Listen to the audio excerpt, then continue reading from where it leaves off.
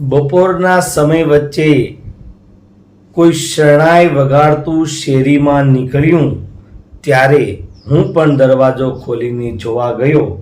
ત્યાં 60 વર્ષના બુઝુર્ગ માણસ શરણાઈના સૂર રેલાવી રહ્યા હતા. આ વજુભાઈ એમની પાસે જઈ એમની કહાની સાંભળી. વજુભાઈ બોટાદના વતની. તેઓ દરરોજ 2 થેલા ખંભે ટીંગાડી નીકળી પડે. એકમાં ઘઉં અને એકમાં બાજરો લે. કોઈ વળી છૂટા પૈસા પણ આપે. આ શરણાઈના સૂર વચ્ચે વજુભાઈની કહાની પણ વેદના ભરી જોવા મળી. 47-45 ટેમ્પરેચર વચ્ચે પણ વજુભાઈ પોતાના પેટ માટે, પોતાના બાળકોના ભરણ પોષણ માટે આ શરણાઈના સૂર રેલાવતા નીકળી પડે. લોકોને ગમે તેવા ગીતો ગાય. આ વજુભાઈની કહાની દર્દ ભરી તો છે, પણ શરણાઈની મીઠાશથી લોકોને આનંદ અપાવે છે. પણ એ શરણાઈની સાથે સાથે પોતાના જીવનની દુઃખોની વેદના પણ રેલાવતા જાય છે. તો હવે માણીએ વજુભાઈની આ કહાની, વજુભાઈના શરણાઈના અવાજથી, શરણાઈના સૂર દ્વારા. આભાર.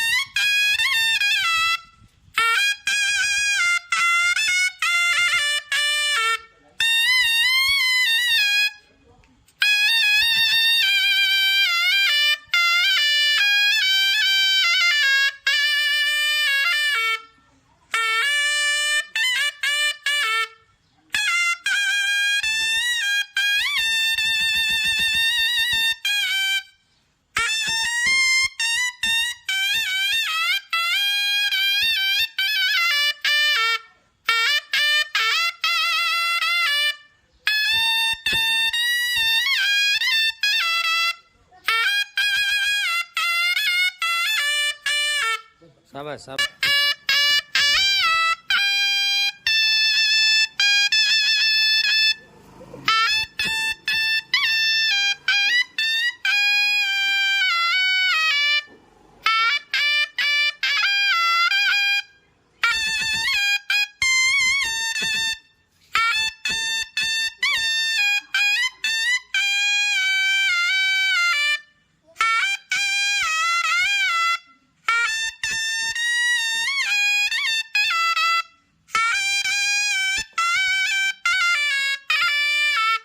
ખૂબ સરસ વગાડ્યું. હવે કોઈ બીજો કાંઈ ફિલ્મી ગીતમાં કે કોઈ પણ તમને શોખ પડે એ વગાડો. હાલો, હિન્દી ગુજરાતી ગમે એ વગાડો. હાલો, ખૂબ ખૂબ આભાર.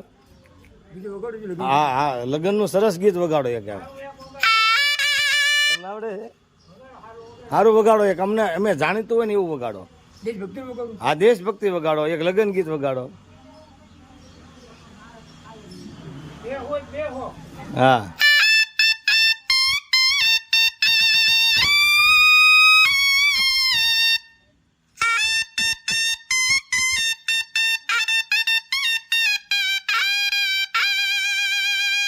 વાહ ભાઈ વાહ.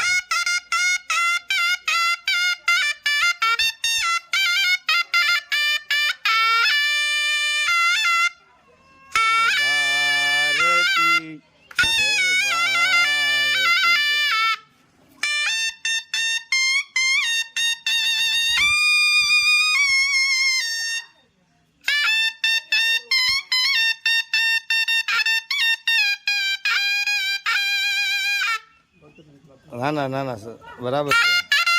कहने वाला हूँ भारत की बात बताता हूँ. शाबाश.